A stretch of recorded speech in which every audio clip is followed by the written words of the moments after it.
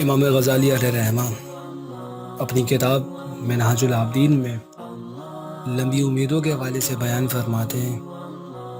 کہ لمبی لمبی امیدیں کرنا انسان کو تباہی کے دہانے پر لے جاتا ہے۔ یہ ایک ایسی خطرناک اور لا علاج بیماری ہے کہ جو انسان کے لیے ہر فتنے کا باعث ہوتی ہے،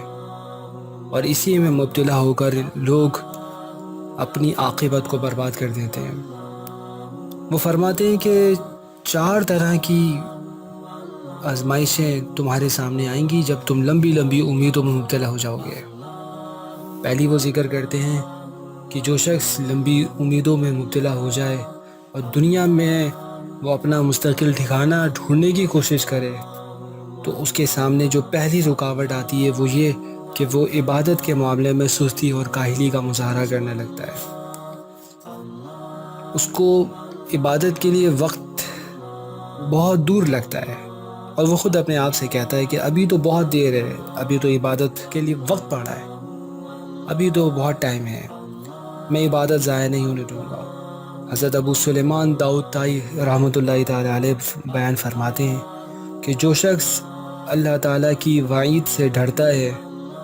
وہ دور کی چیز کو نزدیک سمجھتا ہے، اور جو لمبی امیدیں کرتا ہے وہ بدعمالیوں میں مبتلا ہو جاتا ہے۔ حضرت یحییٰ بن معاذ رازی رحمۃ اللہ تعالی علیہ بیان فرماتے ہیں کہ دنیا کی آس اور امیدیں کرنا انسان کو ہر نیک کام سے روک دیتی ہے، اور لالچ اور طمع انسان کو ہر حق سے منع کر دیتی ہے، اور صبر ہر بھلائی کی طرف رہنمائی کرتا ہے، اور نفس امارہ ہر برائی اور شر کی طرف لے جاتا ہے۔ دوسری چیز جو امیدوں میں اضافے کی وجہ سے پیدا ہوتی ہے وہ توبہ کا چھوڑ دینا ہے۔ لمبی لمبی امیدوں کی وجہ سے انسان توبہ کے معاملے میں ٹال مٹول کرتا رہتا ہے، اور دل میں کہتا رہتا ہے کہ ابھی تو کافی وقت ہے، ابھی تو میری عمر باقی ہے، ابھی تو میری جوانی کا دور چل رہا ہے، توبہ تو میرے اختیار میں ہے، جب چاہوں گا کر لوں گا۔ وہ کہتے ہیں کہ اسی طرح کے بیہودہ خیالات اس کے دل میں پیدا ہوتے رہتے ہیں، اور یہاں تک کہ اس کا یہ نتیجہ نکلتا ہے کہ توبہ اور اپنی اصلاح سے پہلے ہی اسے اچانک موت آ جاتی ہے۔ تیسری چیز جو امیدوں کے بڑھ جانے کی وجہ سے پیدا ہوتی ہے وہ مال و منال جمع کرنے کی حوث اور لالچ ہے۔ اس کو ملینئر بننے کا، بلینئر بننے کا خواب آ رہا ہوتا ہے۔ وہ یہ چاہتا ہے کہ میں مزید دولت جمع کر لوں، اپنی آخری عمر کے لیے اور زیادہ جمع کر لوں۔ اس چکر میں وہ دنیا کو آخرت کے مقابلے میں ترجیح دیتا ہے، اور آخرت سے غافل ہو جاتا ہے، اور دل میں کہتا رہتا ہے کہ ہو سکتا ہے کہ بڑھاپے میں مجھے محتاجگی کا سامنا کرنا پڑ جائے، تو میرے پاس ایک بڑا ذخیرہ ضرور ہونا چاہیے کہ وہ میری بیماری میں، میرے بڑھاپے میں، میری تنگ دستی میں کام آئے۔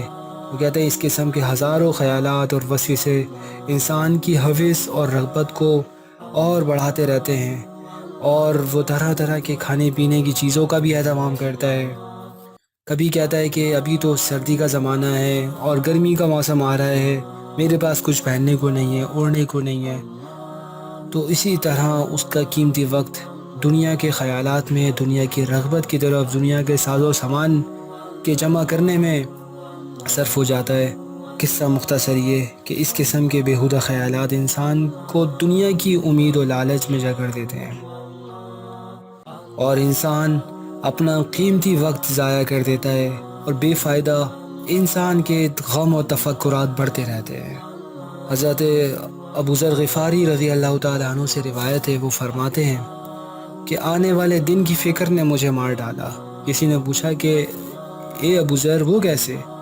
انہوں نے فرمایا کہ میری امیدیں میری موت سے تجاوز کر گئیں۔ چوتھی چیز جس میں امیدوں کے اضافے کی وجہ آتی ہے وہ یہ کہ دل کی قساوت اور بدبختی اور آخرت سے بے فکری اور فراموشی پیدا ہو جاتی ہے، اس لیے کہ جب تم دنیا کے عیش و عشرت اور درازی عمر کی آرزویں کرو گے تو تمہیں نہ موت یاد آئے گی۔ چنانچہ حضرت علی رضی اللہ تعالیٰ عنہ فرماتے ہیں تمہیں 2 چیزوں میں مبتلا ہو جانے کا بہت زیادہ خوف مجھے لاحق رہتا ہے۔ ایک یہ مجھے خوف ہے کہ تم لمبی امیدوں کا شکار نہ ہو جاؤ، اور دوسری تمہاری خواہشات کی پیروی، کہ لمبی امیدیں کرنا آخرت کو بھلا دیتی ہے اور خواہشات کی پیروی حق سے روک دیتی ہے۔ تو جب تم لمبی امیدوں کا شکار ہو کر موت اور قبر کو بھول جاؤ تو تمہاری فکریں بڑے بڑے اور اہم ترین کاموں میں مرکوز ہو جائیں گی۔